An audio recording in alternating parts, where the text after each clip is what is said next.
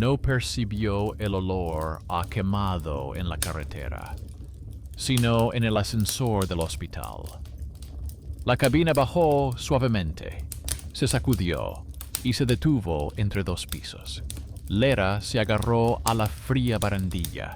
La lámpara del techo parpadeó y el ascensor se sumió en un silencio total durante un par de segundos. Ni siquiera se oía el habitual zumbido de los cables. En ese breve lapso, ella oyó claramente el significado, como si alguien le hubiera pedido en silencio que se detuviera. Ni voces, ni palabras, solo un pensamiento claro que surgió en su mente. Saludos a todos los que escuchan esta historia. Escriban después en los comentarios dónde la han escuchado y que disfruten de la escucha. Antes del accidente, Lera vivía como muchos adolescentes en un pequeño apartamento urbano. El colegio, dibujar por las tardes, visitas esporádicas a su abuelo en la zona residencial. Su madre trabajaba de enfermera y su padre reparaba aparatos electrónicos. En casa hablaban en voz baja. Se turnaban para cuidar al abuelo postrado. Discutían sobre el dinero y sobre si el sueldo sería suficiente para no tener que volver al piso de 2 habitaciones de sus padres.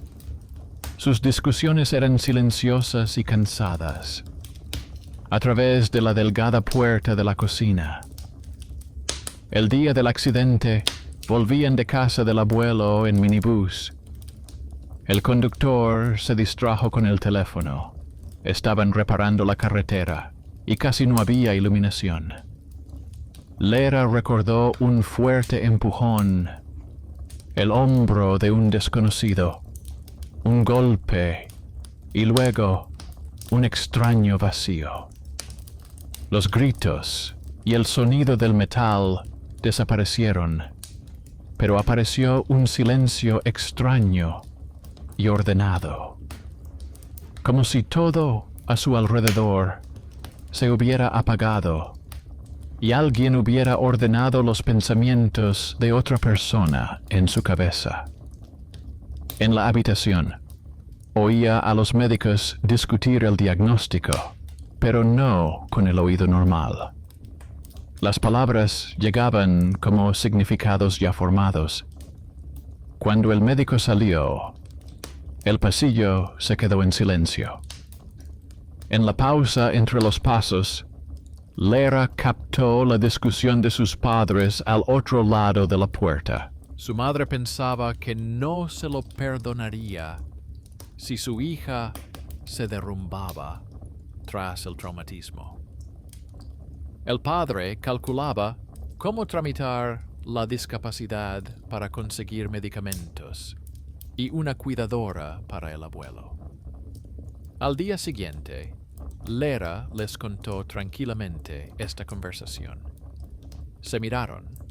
Habían discutido lejos, en el pasillo y en voz baja. Al principio pensaron que se había despertado y los había oído, o que simplemente lo había adivinado. La madre se lo explicaba a sí misma por su impresionabilidad tras el estrés. El padre, por el hecho de que no se puede hablar de certificados y prestaciones delante de un niño. Empezaron a susurrar más lejos de la habitación, pero Lera siguió repitiendo frases sueltas de las conversaciones que, según sus cálculos, no podía oír. No eran monólogos completos, sino expresiones precisas, dichas entre 2 respiraciones. Después del alta, la situación empeoró. Los ruidos habituales, la televisión, la calle, la clase, se volvieron sordos, como a través de un filtro de algodón. En cambio, El silencio entre los ruidos cobró vida. En las pausas entre las llamadas en la escuela, entre las palabras de sus compañeros de clase, entre dos portazos, a Lera le llegaban pensamientos ajenos. Oía como alguien en clase la consideraba rara después del accidente, como el subdirector pensaba que a la familia le habían dado un viaje por cuota. Por la noche, en el apartamento, esto era especialmente notable. En los intervalos entre programas en la habitación del abuelo, entre dos clics del interruptor de los vecinos, el silencio parecía hablar más alto que los sonidos. Al principio, sus padres pensaron que le daba miedo el transporte y la calle. Luego se dieron cuenta de que Lera evitaba hablar en general. Respondía con frases cortas. Se quedaba mucho tiempo sentada en la oscuridad. Pedía que apagaran la televisión y la radio. Una vez, relató con calma la conversación que habían tenido por la noche en la cocina sobre si debía inscribirla en el grupo. Repitió los argumentos de su padre sobre que el papel le vendría bien, y el temor de su madre a que formalmente la inscribieran como discapacitada. Esa noche las puertas estaban cerradas y susurraban para no despertar ni al abuelo ni a Lera. Entonces fueron al médico. Su motivación era simple: entender si seguir jugando al todo pasará solo o reunir los certificados. El neurólogo escuchó las quejas sobre el ruido extraño y el insomnio, los envió a hacerse pruebas y les dio una derivación al centro regional. Para él, era otra historia más después de una lesión. Para ellos, era un intento de mantenerse a flote. No perder ni la salud de su hija, ni su vivienda, ni la posibilidad de cuidar al anciano. Lera, por su parte, se dio cuenta de lo más importante. Su problema no eran los sonidos fuertes, sino los silencios entre ellos. Y si seguía fingiendo que era solo su imaginación, ese silencio no haría más que aumentar. Los resultados del centro no llegaron de inmediato. Primero fueron las colas, el viaje, los pasillos desconocidos. Luego, varios días en los que la vida parecía haber vuelto a su ritmo anterior. La escuela, el abuelo en el sofá, la madre entre turnos, el padre con sus herramientas. Pero Lera sentía que solo era una pausa, como un breve intervalo entre dos sonidos. En ese intervalo se colaban constantemente pensamientos ajenos. Intentaba no prestar atención, pero el silencio encontraba sus propios huecos. Entre el encendido y el apagado del televisor, entre dos golpes en la batería, entre los pasos en la escalera del edificio. La carta del centro llegó en un sobre normal con sello. La dejaron en el buzón, como si fuera publicidad. Su padre sacó el sobre por la noche, cuando volvió del trabajo. Llevaba una bolsa con herramientas y una bolsa con comida, y metió el sobre entre el pan y un paquete de pasta. Lera se fijó en el papel. El familiar color gris, el sello de la institución, el olor a tinta de imprenta. La madre lo colocó todo sobre la mesa. Abrió el sobre con un cuchillo de pan y sacó con cuidado varias hojas. Allí estaban las palabras que esperaban y temían. No se han detectado lesiones orgánicas. Se recomienda observación.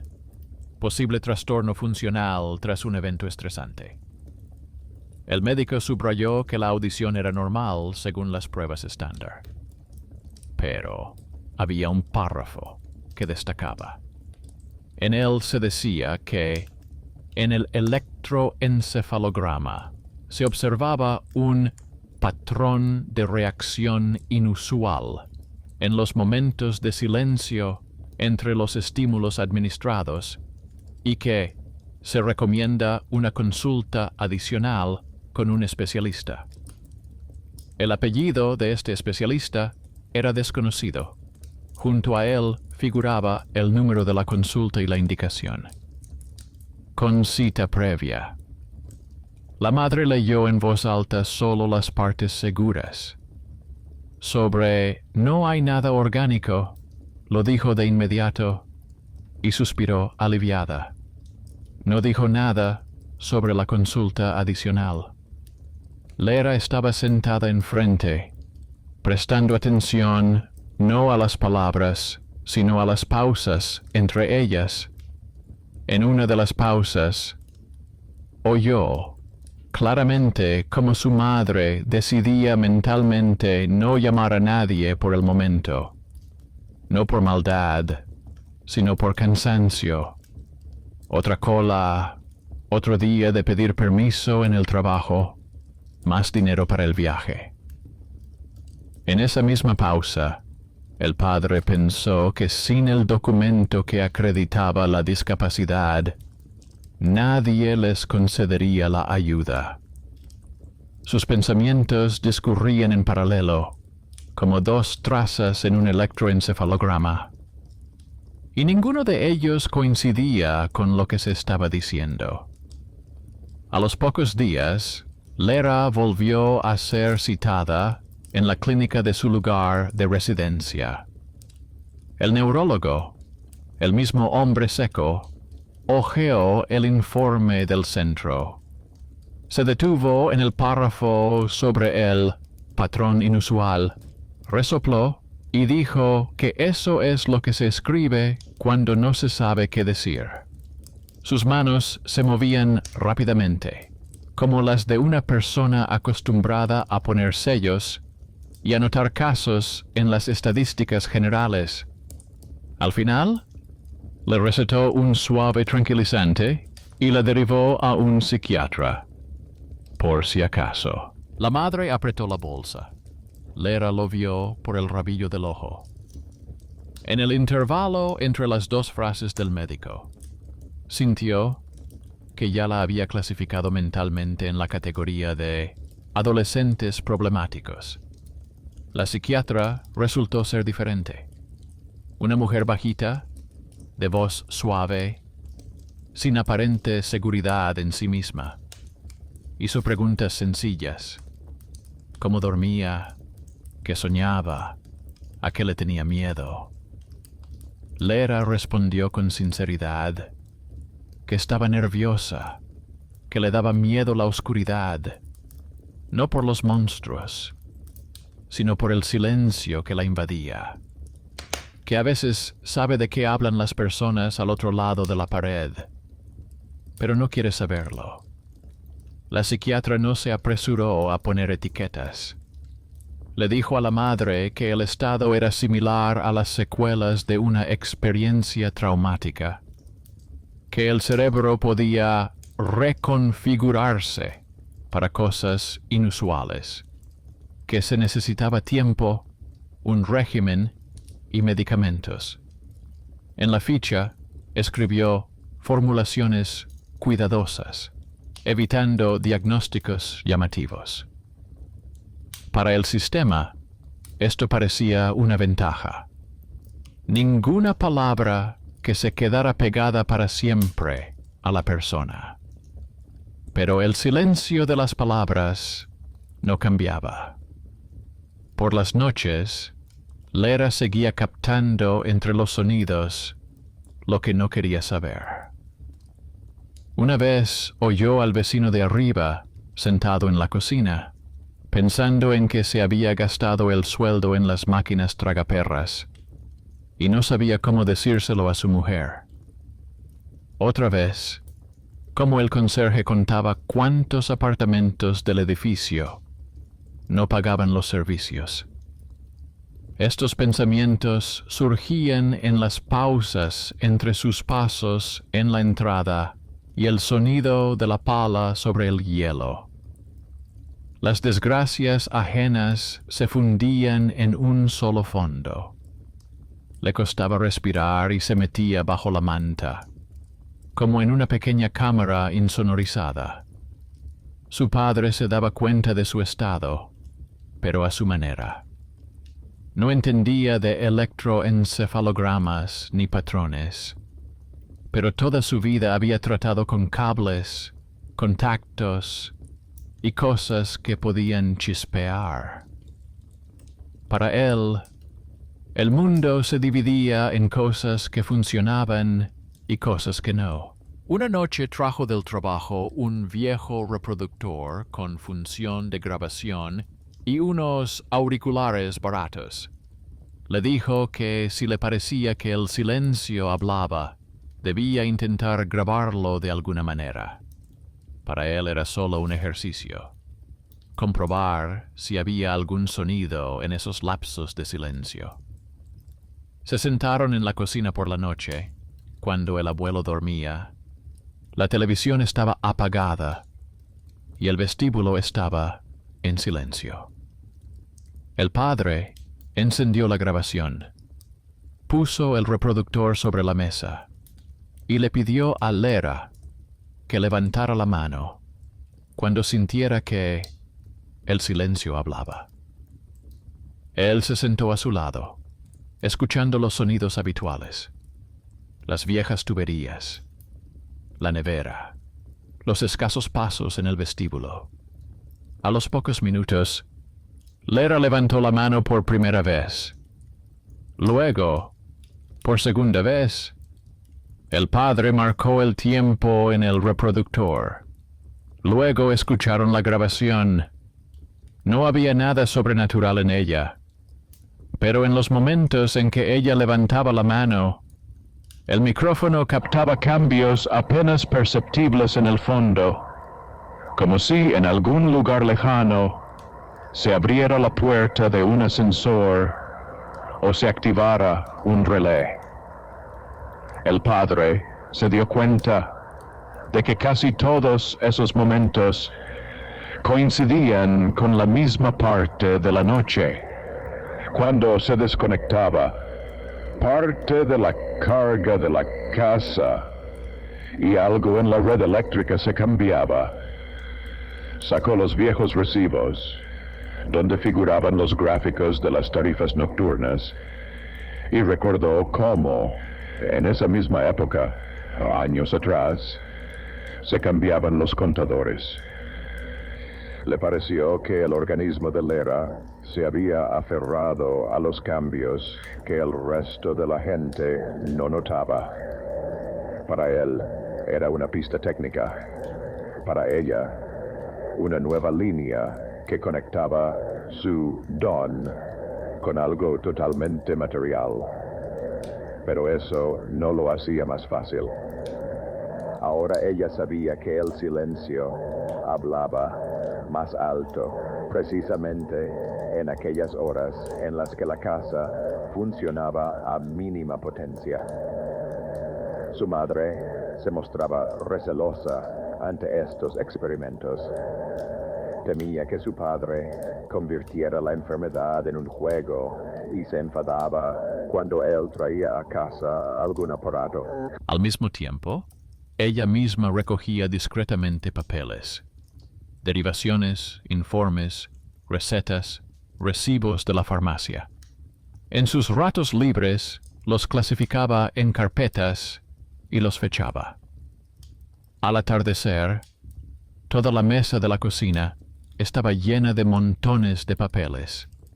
Lera los miraba y sentía cómo su vida se convertía en un conjunto de hojas en las que no quedaba lugar para ella entre las palabras quejas y recomendaciones. En algún momento decidió hacer algo que nadie esperaba de ella. En su día libre, sacó de la bolsa de su madre el informe del centro, encontró allí el apellido del especialista adicional y el número de la consulta. Mientras sus padres se ocupaban del abuelo, salió silenciosamente de casa. Tomó el autobús y llegó sola al hospital regional. En la recepción dijo que ya había estado allí antes y que tenía que entregar un documento al médico. La enfermera de guardia le indicó con un gesto de la mano la planta a la que debía dirigirse. El pasillo frente al consultorio estaba vacío.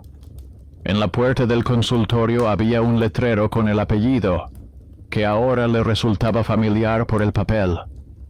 Más abajo, había un aviso impreso que indicaba que la consulta era con cita previa. Junto al timbre, había una pegatina con un logotipo borrado.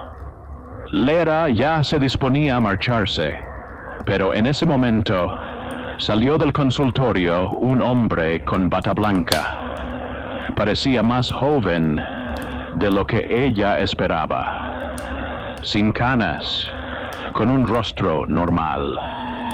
Llevaba en las manos un montón de tarjetas y un rollo de cinta de EEG, similar al que había visto en la enfermera. El hombre la miró y le preguntó si se había perdido.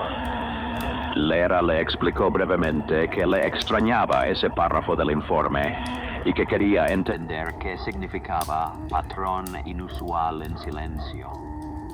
Hablaba sin acusaciones, simplemente como una persona harta de que escribieran fórmulas sobre ella. En ese momento, el pasillo estaba en silencio. Solo se oía el tic-tac del reloj de la pared. En la pausa entre dos golpes, Lera oyó claramente cómo el médico pensaba que ya tenía demasiados pacientes. Pero junto a ese pensamiento, otro surgió en su mente. Un caso raro. Era ese benefactor inesperado que nadie había pedido. No era un pariente, ni un conocido, ni un contacto. Simplemente una persona con suficiente curiosidad y acceso al equipo. No la hizo esperar en el pasillo, ni la envió a la recepción. Dijo que tenía unos minutos entre citas. La invitó a pasar, la sentó en una silla, sacó su electroencefalograma del armario y puso varias cintas antiguas a su lado. Le explicó en lenguaje sencillo que, en la mayoría de las personas, el cerebro descansa en silencio, pero que, en su caso, algunas ondas eran, por el contrario, un poco más activas que con el sonido. No se trataba de un don ni de una maldición, sino de una peculiaridad que podía impedirle dormir y vivir tranquilamente. Le mostró la parte que, según él, era especialmente bonita. Allí, los picos y las líneas rectas realmente formaban una extraña figura que, a primera vista, recordaba a una palabra.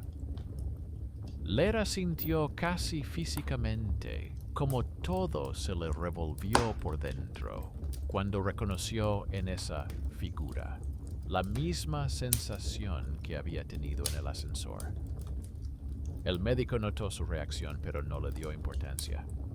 Solo dijo que los aparatos a veces producen artefactos repetitivos y que era posible que el dispositivo hubiera reaccionado a algún estado interno suyo.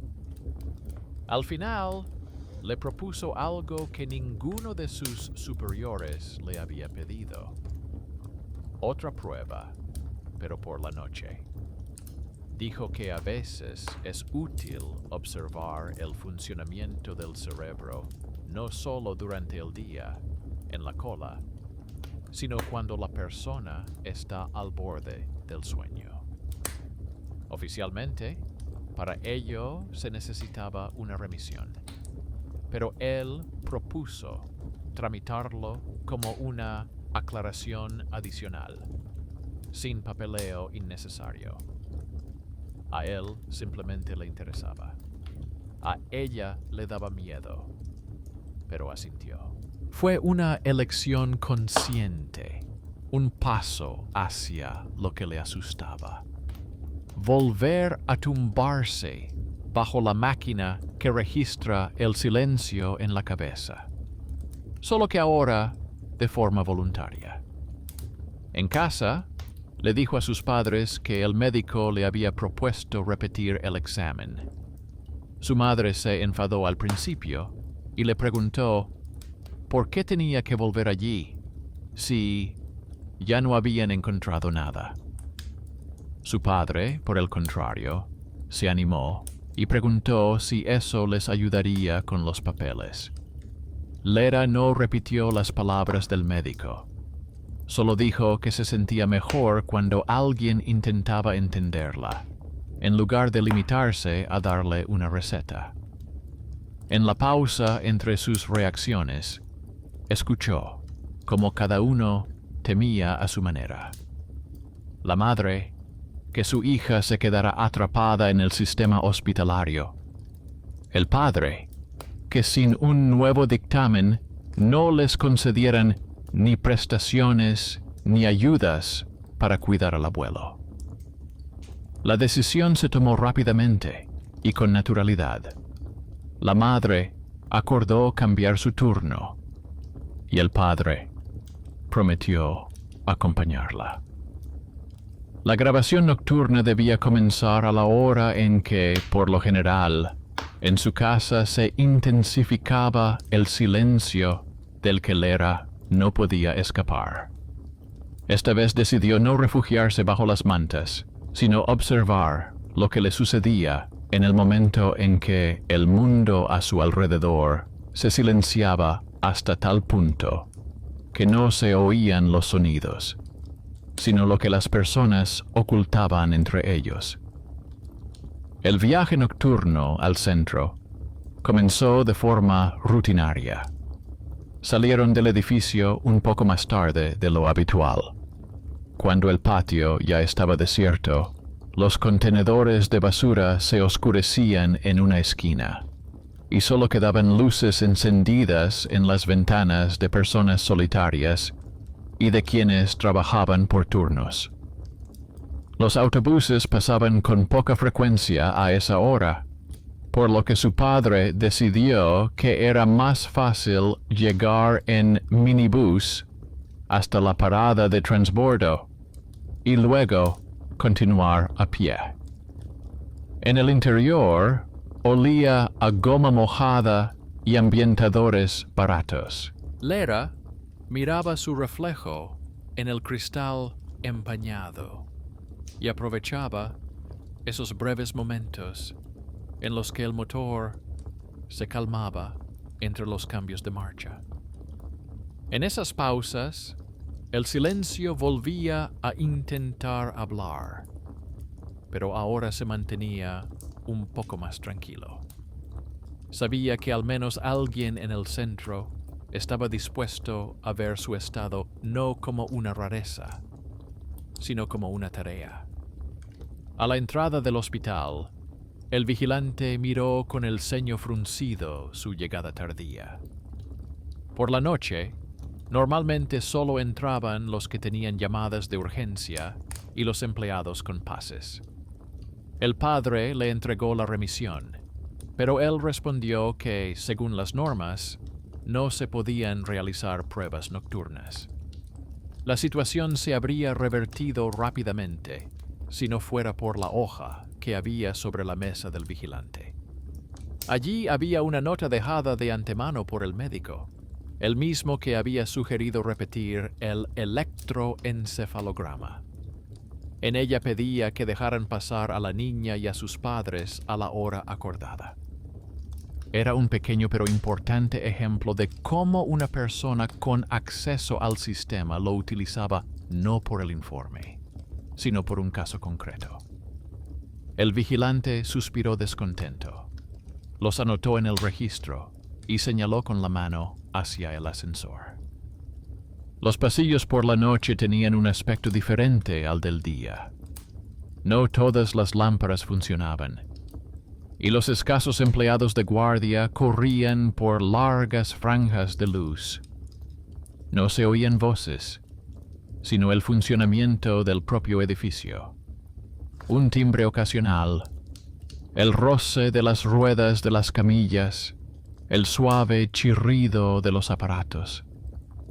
Lera sentía que el silencio entre esos sonidos era denso, como una capa de aire caliente. Intentaba no escucharlo con demasiada atención. Su padre caminaba a su lado, prestando atención a cosas prácticas. ¿Dónde colgaba un cable? ¿Dónde se había fundido una lámpara?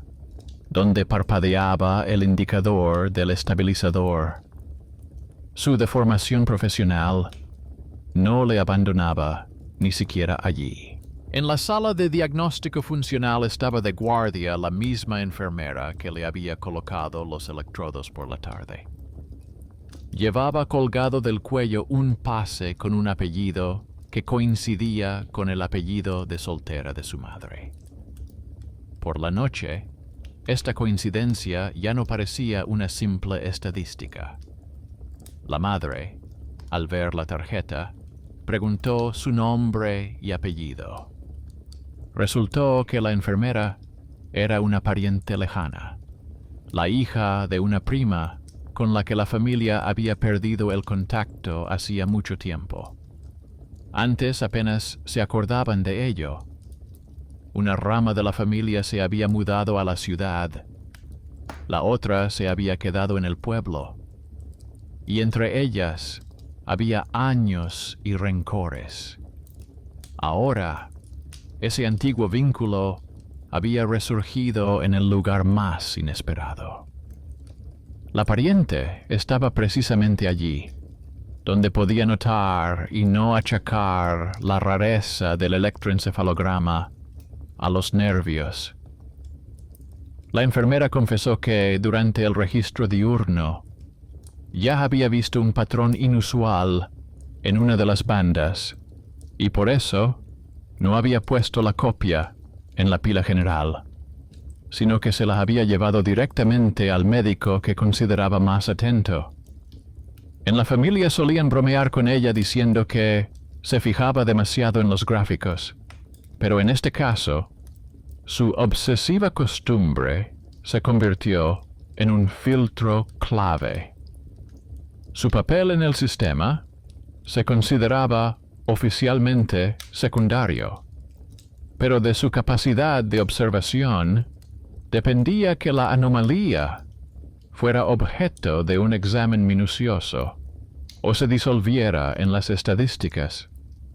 Sentaron a Lera en una silla y le volvieron a poner el gorro de malla con electrodos.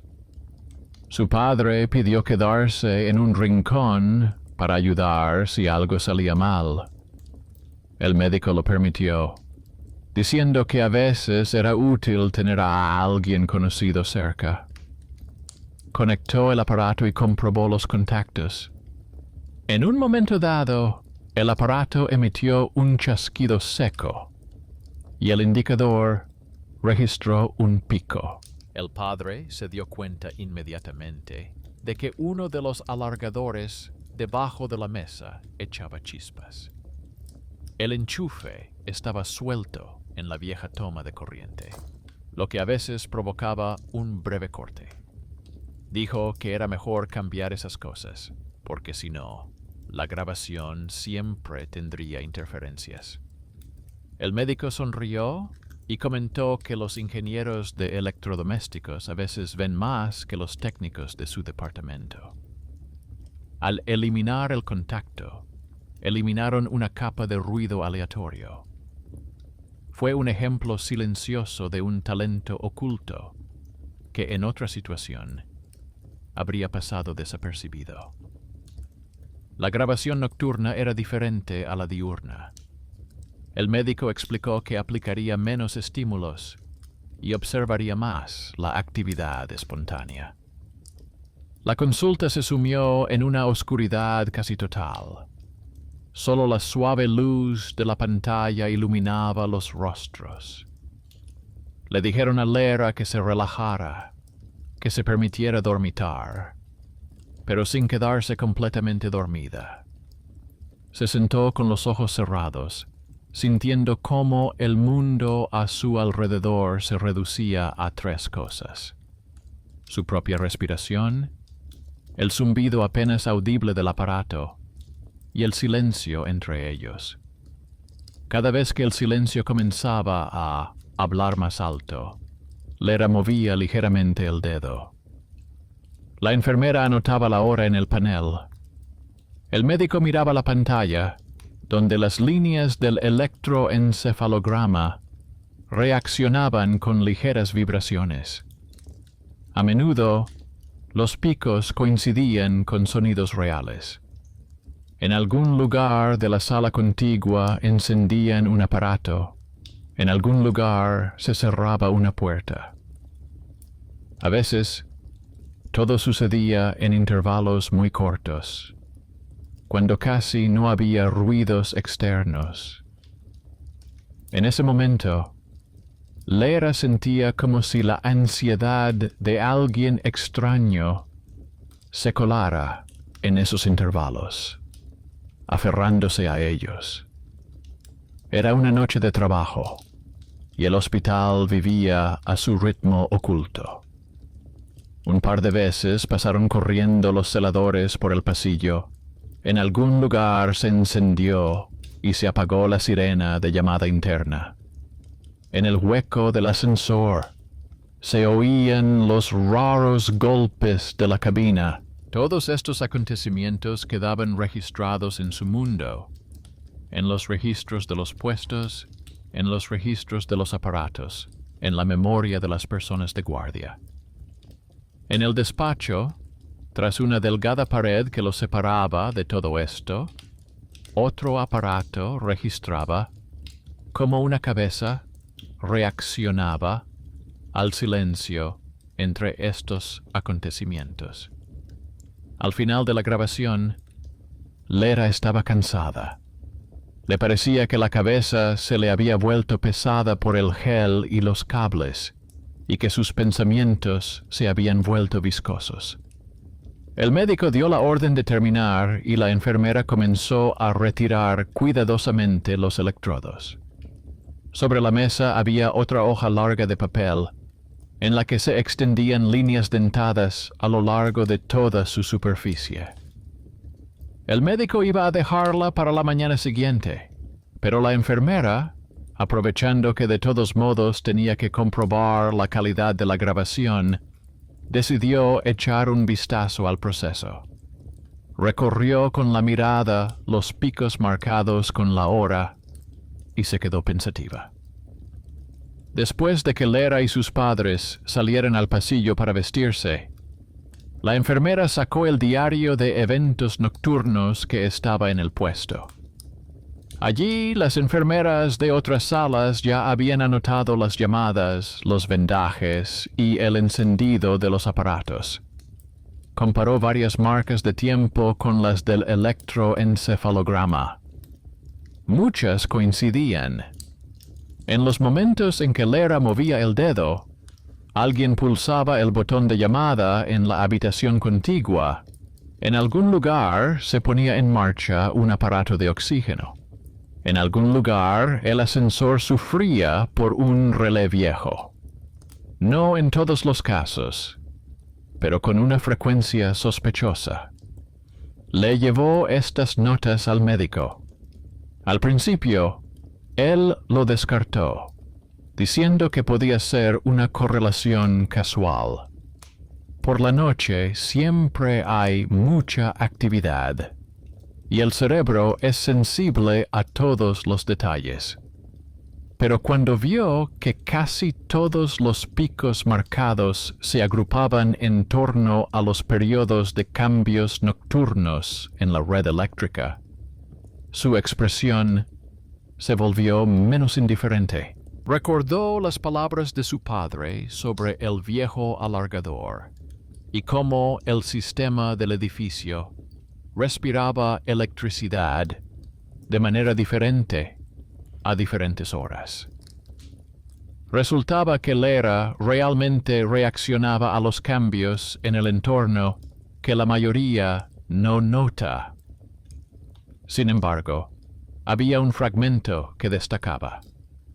Al final de la grabación, cuando el registro de eventos estaba casi vacío, sin llamadas, sin encendidos, sin movimientos de camillas, el EEG mostraba un complejo breve e inusual. Las líneas parecían formar sincronizadamente una figura escalonada. La enfermera no se dio cuenta de inmediato de a qué se parecía. El médico dijo al principio que podía ser un artefacto muscular o un movimiento de la cabeza, pero la marca con lápiz junto a la hora indicaba que en ese momento Lera estaba sentada tranquilamente y no había dado ninguna señal con el dedo. Por la mañana, cuando Lera se despertó en casa, soñó con el mismo ascensor en el que se había quedado atrapada la primera vez.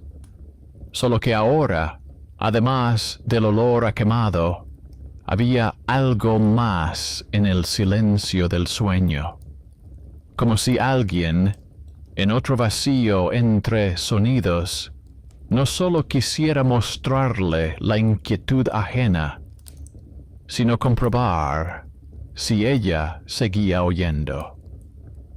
Se despertó con la sensación de que la grabación nocturna había registrado algo no solo para los médicos, sino también para ese interlocutor silencioso. El médico les llamó un par de días después. Su madre cogió el teléfono y escuchó las secas explicaciones. Dijo que no había detectado ninguna patología grave, que había algunas peculiaridades que por el momento eran difíciles de interpretar, que se trataba de una mayor sensibilidad a los procesos de fondo. Recomendó cuidar el régimen de sueño, no sobrecargarlo, y acudir a las revisiones. Sobre el extraño fragmento del final, solo lo mencionó de pasada, diciendo que el aparato a veces da formas extrañas, pero la enfermera sentía que esa parte no la dejaba en paz. En su tiempo libre, hizo lo que ningún médico había hecho. Con el consentimiento del médico, tomó una copia del registro, ocultando todos los datos, y le superpuso impresiones de otros EEG nocturnos que había visto a lo largo de sus años de trabajo. Quería saber si otras personas presentaban un patrón similar. Para ella era casi un hobby. En las hojas con ondas ajenas no se repetían fragmentos parecidos a palabras. Había artefactos similares a letras, pero siempre se explicaban por movimientos musculares, tos o parpadeos. Aquí, la zona era demasiado clara. En un momento dado, al mirar la combinación de dientes, se sorprendió a sí misma haciendo una asociación. Le pareció que esa figura recordaba a una palabra corta, como escrita con una tipografía muy extraña. Cuando más tarde le mostraron una imagen abstracta sin pie de foto y sin contexto, Lera también pensó en una palabra. En su cabeza surgió el mismo significado, una pregunta dirigida precisamente a ella. Esto le produjo una sensación desagradable y de frío, aunque en la habitación hacía calor. Una coincidencia así podría haberse convertido fácilmente en una leyenda, la de una niña cuyo electroencefalograma escribió una palabra. Pero todos los que tuvieron esas hojas en sus manos vivían en el mundo real, con jefes, informes y el miedo a caer en el sensacionalismo. El médico entendía que cualquier filtración convertiría a una persona viva en un caso para las noticias. La enfermera entendía lo doloroso que sería ver luego esa palabra en las imágenes de Internet. Los padres pensaban en otra cosa, en que una atención excesiva podría cerrarle a su hija el camino hacia una vida normal. Dentro de Lera estaba madurando su propia decisión. Veía cómo se multiplicaban las carpetas en la cocina, cómo aparecían nuevos frascos de medicamentos en la estantería, cómo su abuelo miraba cada vez más a menudo fijamente a un punto. Sentía que si permitía a los médicos considerar su cabeza solo como una fuente de patrones curiosos, perdería el derecho a decidir qué era para ella la tranquilidad.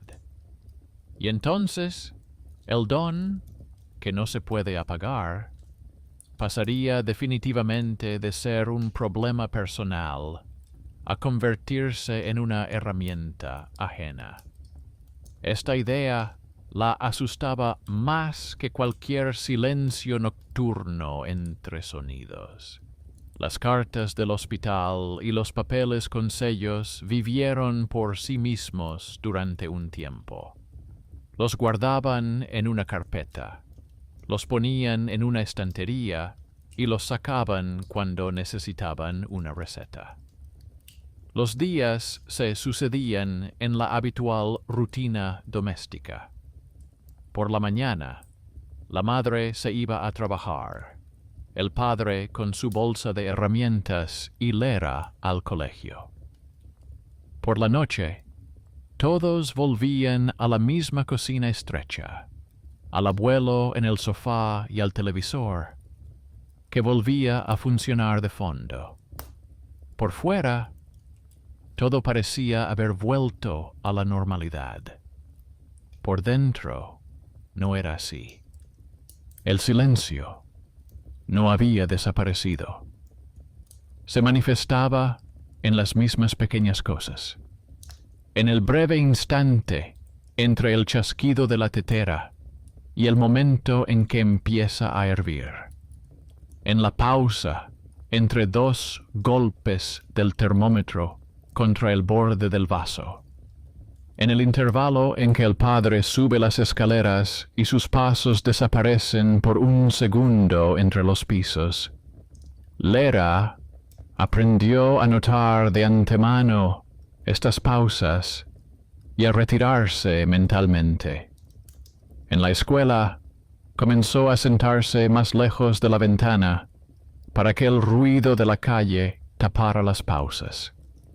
En casa, a veces encendía la radio precisamente para ahogar los intervalos, pero el cuerpo seguía captando los momentos en los que el mundo se apagaba por una fracción de segundo y algo lograba colarse allí.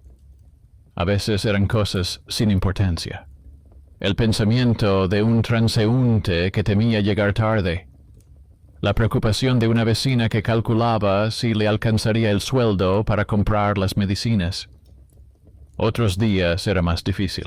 Una noche, mientras el abuelo dormía y los padres cuchicheaban en la cocina, Lera sintió que el silencio entre dos frases de su madre se volvía viscoso, como un sirope espeso.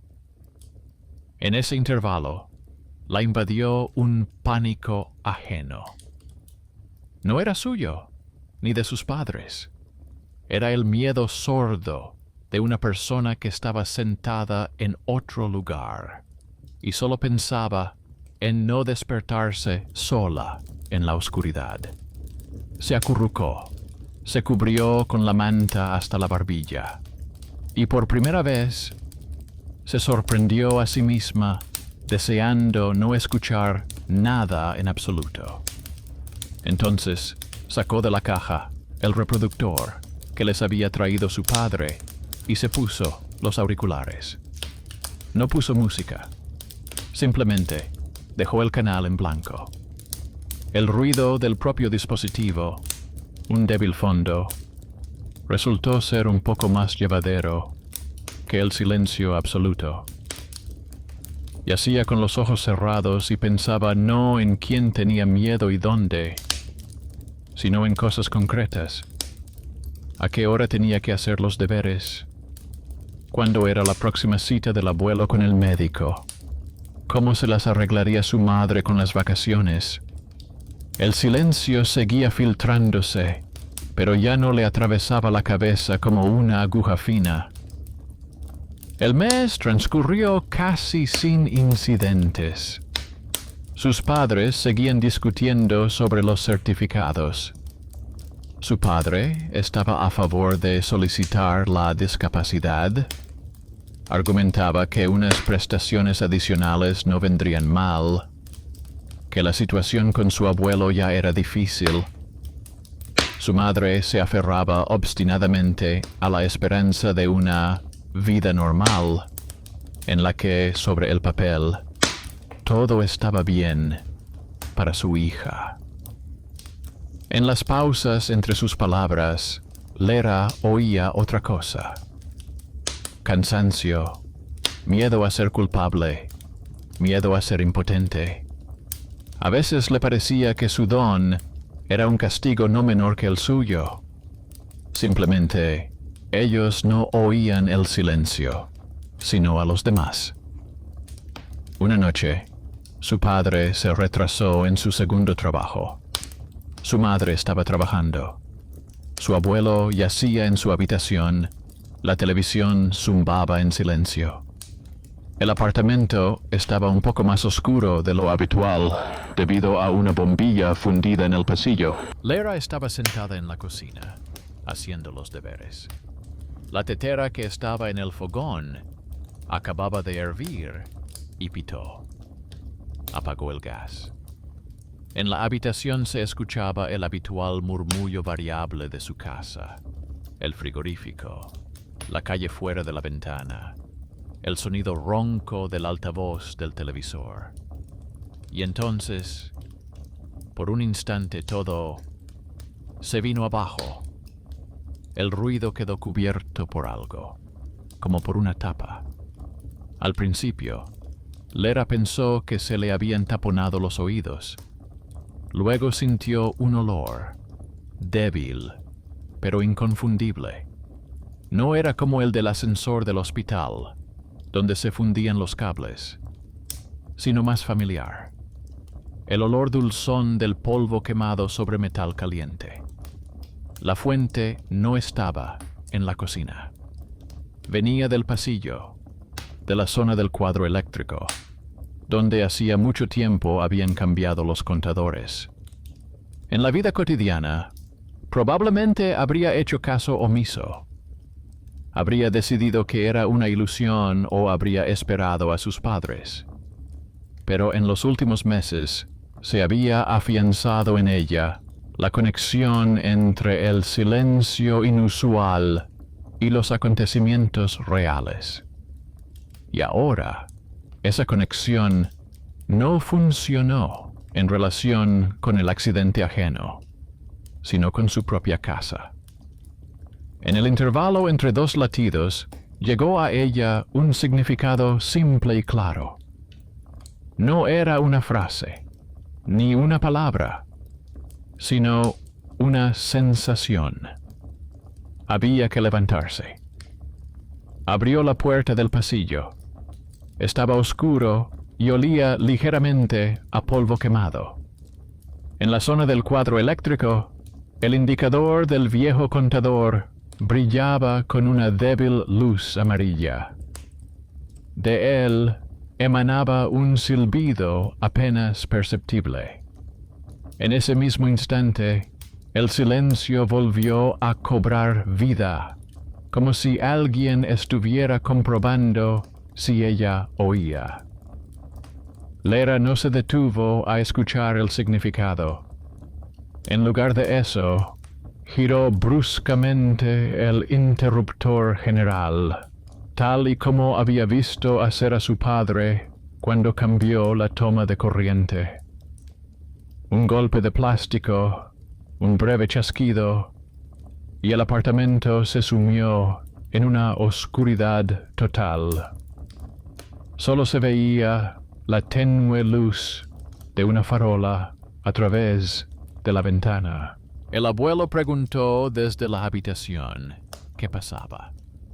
Ella respondió que parecía que se habían fundido los fusibles y le pidió que no se levantara.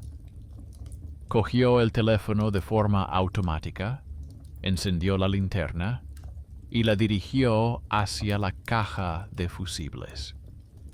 Uno de los cables junto al contador se había ennegrecido y el aislamiento se había hinchado. Si lo hubiera dejado como estaba, el calentamiento habría continuado silenciosamente, sin destellos brillantes, solo un humo en la pared que podría prolongarse durante toda la noche. Por la mañana, para alguno de los adultos, habría sido una anotación más en los papeles. Cortocircuito, daños en el cableado, llamada al servicio de emergencia. En ese momento, solo fue una pequeña decisión tomada en un apartamento vacío por una estudiante que no le gustaba su situación, pero que, aún así, la aprovechó. Cuando regresaron sus padres, la encontraron sentada en un taburete con el teléfono en las manos. Lo primero que hizo su padre fue ir al cuadro eléctrico. Respiró hondo, frunció el ceño y dijo que olía mal. Vio la zona quemada. Dijo que era bueno que Lera hubiera desconectado todo de inmediato, en lugar de ponerse a buscar la toma de corriente concreta. No había pánico en su voz, solo esa misma evaluación profesional con la que solía hablar de las lavadoras y hervidores de agua ajenos. Era su territorio, su talento oculto, ver y arreglar lo que para otros era un cableado abstracto. Esta vez no solo les reportó dinero, sino que protegió directamente su casa, porque él le había enseñado a Lera de antemano cómo funcionaba la red. Al día siguiente llamó al servicio de emergencia. Los electricistas no llegaron de inmediato, pero finalmente llegaron. Desmontaron el cuadro eléctrico, murmuraron algo sobre el cableado antiguo, sobre sobrecargas, sobre que hacía tiempo que había que cambiar las líneas de la casa. Mi padre no se molestó en buscar los viejos recibos, donde figuraban las columnas sobre los cambios nocturnos, y al mismo tiempo mostró los informes del hospital. No para dar lástima, sino para explicar que en esta familia hay una persona que reacciona a esos mismos cambios que ellos consideran imperceptibles. Para ellos, el argumento era demasiado complejo, pero uno de los técnicos anotó algo en el registro. Unas semanas más tarde, comenzaron a cambiar parte del cableado en el edificio. Parecía una coincidencia, pero en la cadena de decisiones también influyó el hecho de que una niña accionara el interruptor a tiempo. La historia de la grabación nocturna en el centro se fue rodeando poco a poco de rumores. Algunos empleados mencionaron a la niña cuyo cerebro reacciona al silencio. Otros contaron la interpretación del extraño dibujo en el electroencefalograma. En las conversaciones de pasillo, todo se convirtió rápidamente en una leyenda. En una versión, la máquina escribió una palabra. En otra, el médico se asustó y no se lo contó a los padres. En la tercera, Lera casi interceptaba los pensamientos. Estas historias cobraron vida propia, como cualquier mito, en los pasillos de los hospitales. La realidad era más discreta.